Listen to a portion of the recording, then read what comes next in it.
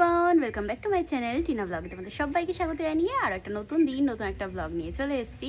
আজকে দুপুরবেলা থেকে ব্লগটা শুরু করছি। সকালে উঠেছি ঘুম থেকে, কিন্তু ব্লগ শুরু করা হয়নি। যাই হোক, যথারীতি এখন দুপুর থেকে ব্লগ শুরু করছি। আমার ওখানে আর কি জমির ওখানে আজকে ঢালাই দেওয়া হচ্ছে। যে আর কি মিস্ত্রি কাকু আছে, উনি বললেন যে ঢালাই দিয়ে পাঁচিল দিয়ে দেওয়া যাবে আজকে।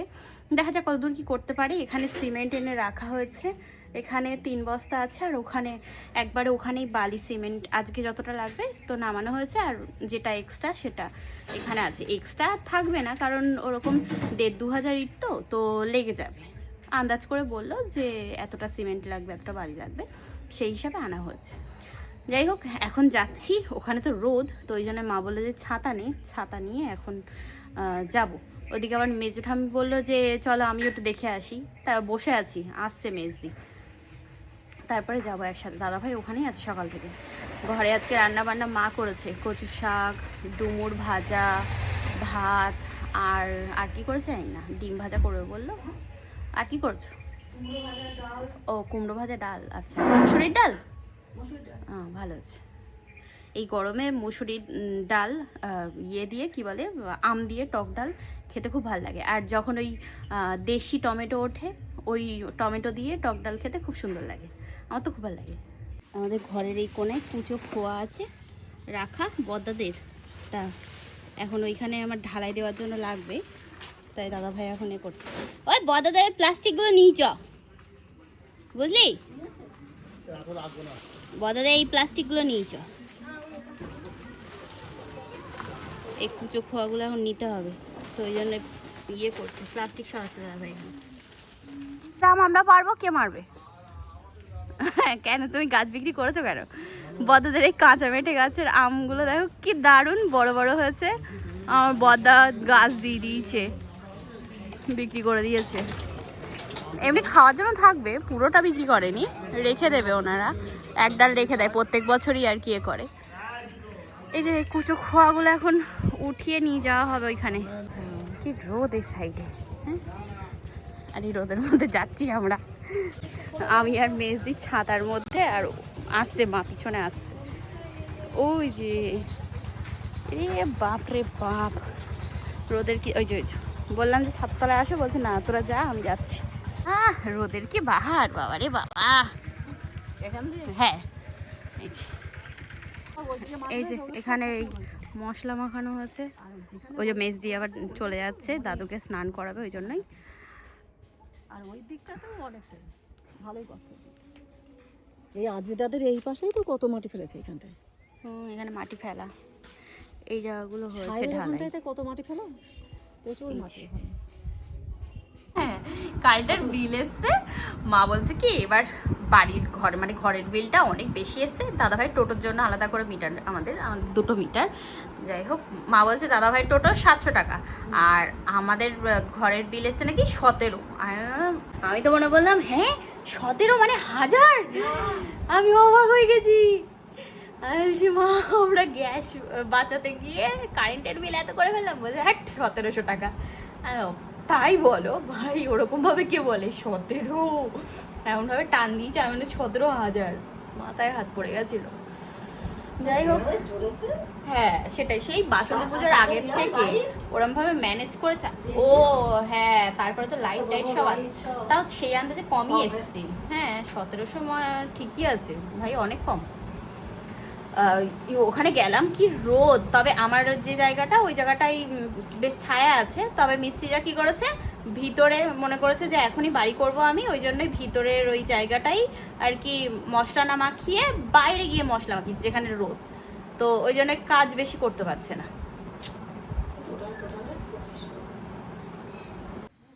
হ্যাঁ ওটাকে সোজা করতে হবে। মা এই যে স্নান টান করে এখন ফুল উঠাচ্ছে গাছ থেকে, আচ্ছা। আর আমি এখানে তরমুজ কেটে আনলাম, খাচ্ছি বসে বসে। গাছে খুব সুন্দর ফুল হয়েছে আজকে, তাও নিচ থেকে কটা জবা ফুল তুলে নিয়েছি। আমাদের একটা লাল জবার গাছ লাগাতে হবে, এমনি লাল জবার গাছটা তো কি দারুণ হয়ে আছে, বাহ ভালো লাগছে বেশ। আসলাম দেখি এখানে কতটা কি হয়েছে। ঘর পেয়েছে ওরা।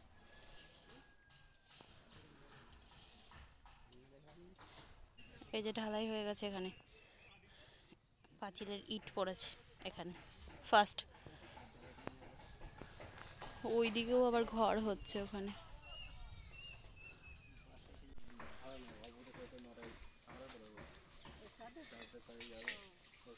এই যে নিচে 10 ইঞ্চি করে গাঁথনি দিতে হবে।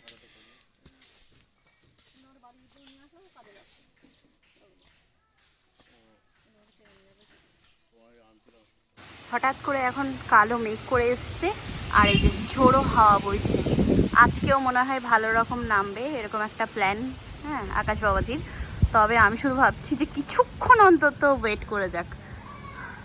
আমি স্নান করলাম, স্নান করে উঠে ওখানে গেছিলাম, ডাকছিল দাদাভাই, তো বললো যে পুরো একটু দেখে নে। তো ওখানটায় গেলাম, গিয়ে দেখলাম। এখন তো মনে হচ্ছে যে যেন মানে কিছুক্ষণ, মানে কিছুটা সময় দিক, গাঁথনি যেহেতু হচ্ছে, তো যেন কোনো রকমভাবে আর কি এই মুহূর্তে বৃষ্টিটা না আসে। ব্যাস, যদি বৃষ্টি এসে যায় তাহলে হয়ে গেল কাজ। আজকে ঢালাই হলো, হয়ে গাঁথনি হচ্ছে, যতটা পারবে আর কি করবে। হ্যাঁ, তার মধ্যে এরকম অবস্থা। আমার ওখানে পাঁচিল হচ্ছে, আর সাইডে আরেকজনের ঘরও হচ্ছে। তো ওনারাও আর কি মিস্ত্রি দিয়ে কাজ করাচ্ছে, তো ওরা আর কি ঘরের ইয়ে করছে, কি বলে, ভিত করছে। আজকে আমাদের রান্না হচ্ছে এই যে কুমড়ো ভাজা, এটা হচ্ছে তোমার ইয়ে কি বলে, ডুমুর, আর এখানে আছে হচ্ছে কচুর শাক, এটা আবার মেজো ঠাম্মি দিয়ে গেল হচ্ছে কলমির শাক। আচ্ছা, আর এখানে ডিম, সব আর কি ভাজা ভাজা হচ্ছে আজকে। গরম নাকি? ও ডাল। এই যে এখন আসলো, আর কি করা যাবে। ঢেকে এসছিস? ঢেকে এসছিস? ও, তাই যে এখন সন্ধ্যাবেলা রেডি হয়ে যাচ্ছি হাসনাবাদ। আগে যাব হরিপুর, সকালে যে সিমেন্ট বালি এনেছি ওটার টাকা মেটাতে হবে।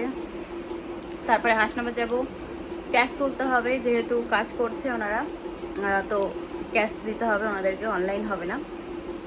আজকে 4 জন এসেছিলো, 2100 টাকা। শুধু মিস্ত্রির আর কি ইয়ে নিয়েছে 600 টাকা, আর জন যারা আর কি হেল্পার কাজ করছে ওনারা 500 করে। চলো রেডি হলাম। এই কুর্তিটা নিয়েছিলাম, শর্ট কুর্তিটা আজকে পরলাম। শতমলা মুখে দিলাম, একটু মুখটা যেন কেমন কেমন লাগছে, তাই। চলো দেখি। এই যে বেরোলাম, তো আমরা বেরোতে না বেরোতেই কারেন্ট চলে গেছে। ও, এদিকে কারেন্ট আছে, তো উপরে কারখানা।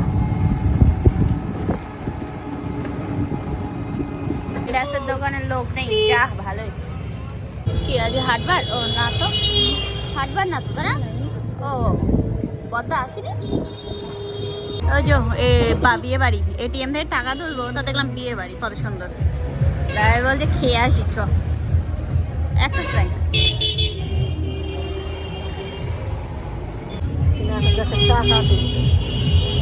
আছে, ফাঁকা আছে। এদিকে আমাদের ঘুরে আসলাম, গাড়িটা ঘুরে নিয়ে আসলাম। এটিএমের কাছে এখন এটিএমে টাকা তুলতে দেখা। এগুলো ওলা সব, তাই না? এগুলো কারেন্টের। হ্যাঁ, চলো এখন বেরোলাম। বাইক না স্কুটি? এই একটা, হ্যাঁ। ও হ্যাঁ, একটা স্কুটি নেবো, তো সেটাই দেখছিলাম দাঁড়িয়ে দাঁড়িয়ে, দোকানের বাইরে দাঁড়িয়ে দেখছিলাম। একদিন এসে নেবো।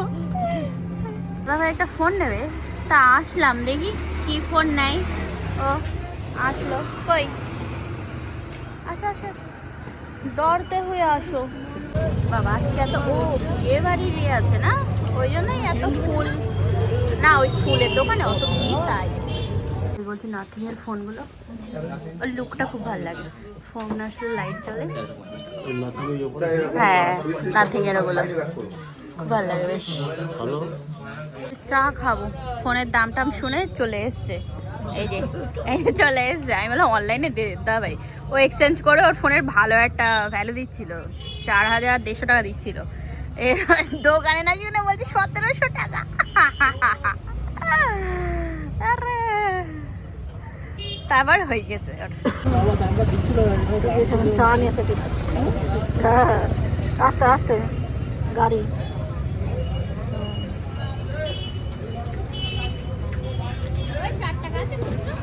4 টাকা আচ্ছা আমার কাছে আছে। আইসক্রিমের দোকানে আসলাম, দুধ নেব, 2 কিলো দুধ নিতে হবে। ভাই চকলেটগুলো দেখো, খেতে ইচ্ছা করলেও খেতে পারবো না। ওই যে এখন হাঁটতে হাঁটতে যাচ্ছি, দাদা ভাই ওদিকে গেল, বললো যে আমি আরেকটা ফোনের দোকান থেকে ঘুরে আসি। তা আমি এই বাজার করলাম, করে এখানে এখন এগোই, দেখি যতটা এগোনো যায়। মা আমি দুজনা চলো, চলে এসছি আমরা আমাদের পাড়ায়, আমাদের গ্রামে। হ্যাঁ হ্যাঁ, এখন দাদা ভাইয়ের জন্য করবো হচ্ছে চাউমিন। একবারে তেলকে দিয়েছি, ওই আর কি ডিম টিম সব একসাথে ভাজবো ওই জন্যে। এখানে পেঁয়াজ লঙ্কা কেটে নিয়েছি, আর এখানে আছে হচ্ছে ডিম। তাই যে চাউমিন বানানো কমপ্লিট, এবার দিয়ে দিই সবাইকে। এই যে রাতে এখন খাওয়া হচ্ছে ওটসের রুটি, আমার ডুমুর ভাজা, বেগুন ভাজা, আর এখানে নিয়েছি হচ্ছে মুসুরির ডাল, চুমুক দিয়ে খাবো। আর হাসপাতাল থেকে আসার সময় নিয়ে এসে দাদা ভাই হচ্ছে ইয়ে কী বলে তড়কা, এটা মা আর দাদা ভাইয়ের, আমার না। রাতে খাওয়া দাওয়া করে চলে আসলাম এখন ঘরে। মা চলে গেছে উপরে ঘুমাতে। আমিও এবার দেখি ভিডিওটা যতটা সম্ভব পারি এডিট করে ঘুমিয়ে পড়বো। সকাল সকাল উঠতে হবে আবার, আগামীকাল সকালবেলা রাজমিস্ত্রিরা সবাই আসবে কাজ করার জন্য।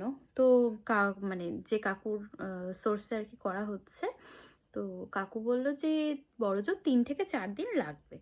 ঠিক আছে, দেখা যাক। আজকে দিয়ে তো 2 দিন হলো কাজ করছে, কতদূর কি হয়। তো আজকে যদি ওই মেঘলা মেঘলা ওয়েদার না হতো তাহলে এক সাইডের পাঁচিল গাঁথা হয়ে যেত। তা কিছু করার নেই, এরকমভাবেই করতে হবে, যেহেতু এখন ওয়েদারই এরকম আছে যে যখন তখন আর কি বৈশাখ মাস চলছে, তো ঝড় বৃষ্টি হতেই পারে।